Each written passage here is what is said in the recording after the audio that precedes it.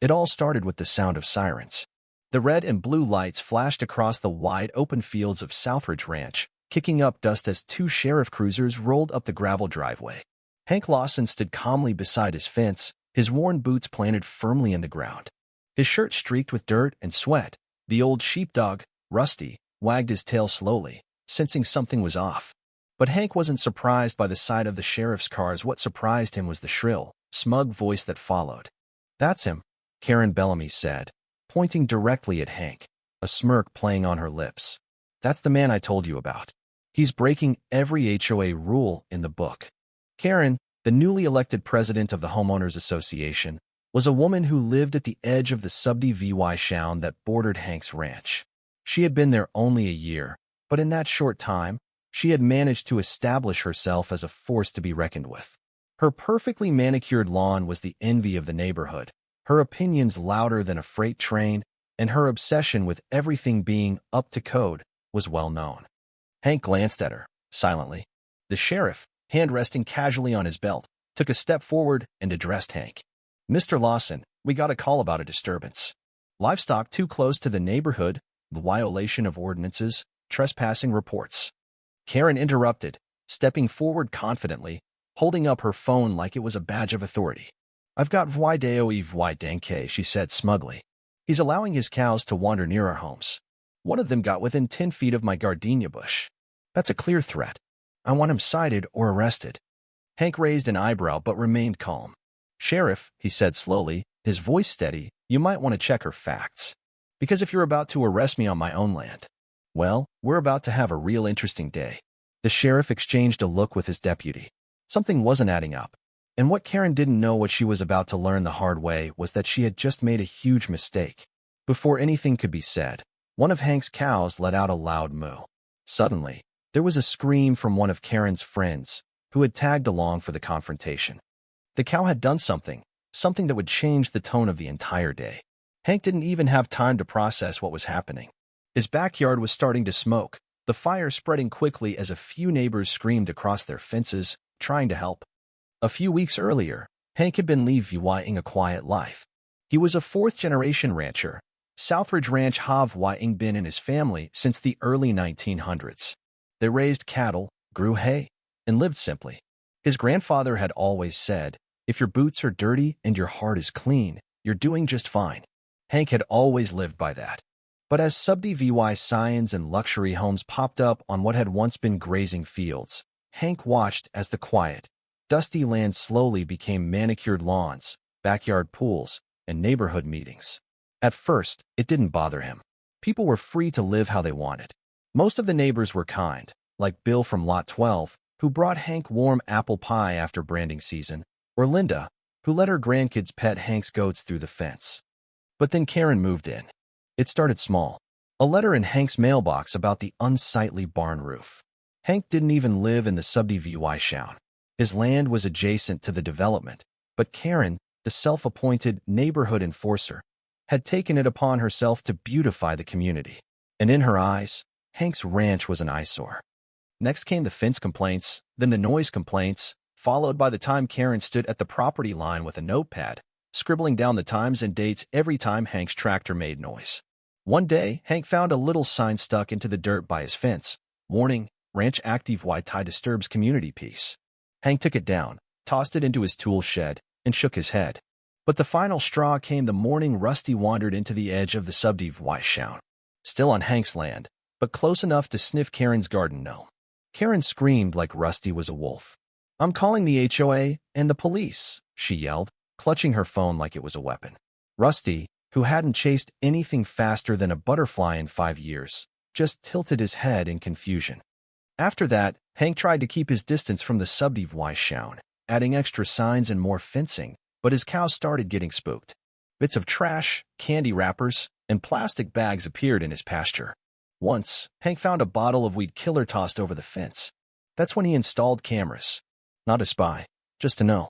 And what he saw late one night chilled him to the bone. There, on camera, was Karen climbing halfway over his fence, dumping something from a bag. Hank didn't confront her right away. He still believed in kindness, and giving people the benefit of the doubt. Maybe Karen was just stressed. Maybe life hadn't been kind to her lately. But that morning with the police? That was when the line was crossed. Karen had stepped far beyond her reach, and now she was going to regret it. As the sheriff bent down to inspect the ground near the fence line, Karen kept going on, louder now, talking about property values and livestock diseases and HOA bylaws. But the sheriff didn't seem interested in her words. He was staring at something in the dirt. Karen marched over to him, asking, "Is there a problem, officer?" The sheriff stood up slowly. "Karen," he said, his tone flat, "this is cow manure." Karen's face scrunched in disgust. "Exactly," she said. "On the edge of my property." The sheriff pointed toward the fence. "Actually, your property line ends 10 feet back. This right here is still part of Mr. Lawson's ranch." Karen blinked, speechless. But the cows were near our land," she stammered. "Being near isn't a crime, ma'am," the deputy chimed in. Karen, not ready to back down, asked, "What about the fence? It's crooked. And that dog? It came too close to me." Rusty, oblivious to the drama, just wagged his tail. Hank turned to the sheriff. "I've got cameras installed. Footage going back a month." Karen froze. For the first time, her confidence cracked. "What does that have to do with anything?" she asked quickly. The sheriff turned to Hank. "Mind if we take a look?" Hank nodded. "Not at all." He led them toward the barn, where his old monitor system was set up. But before they reached the barn, one of Hank's cows let out another loud moo, followed by a strange crash behind the hay bales. Hank turned sharply. Something wasn't right. The sheriff drew his weapon. "Stay back." Karen gasped. Rusty barked once, then bolted around the side of the barn. There, tangled in a mess of tarp and splintered fence wood, was a teenager not one Hank recognized. The boy looked up, startled. His jeans were muddy, and one arm was scratched and bleeding from where he had fallen through the broken fence. "What in the world?" Hank muttered. The sheriff lowered his hand from his gun. "You okay, son?" I wasn't stealing nothing, I swear. I was just trying to find a place to sleep. That's all," the boy said, breathing heavily. Karen, her eyes wide, gasped. "That's who was back here?" "A vagrant." "I knew it. Probably hopped off a train or something. He could be dangerous." Hank ignored her, stepping forward. "What's your name, son?" The boy hesitated before mumbling, "Jake." "Jake, you hungry?" Hank asked. Jake nodded slowly. "Yeah, I ain't eaten since yesterday morning." Karen scoffed. "You're seriously feeding him? He's trespassing. He could have diseases."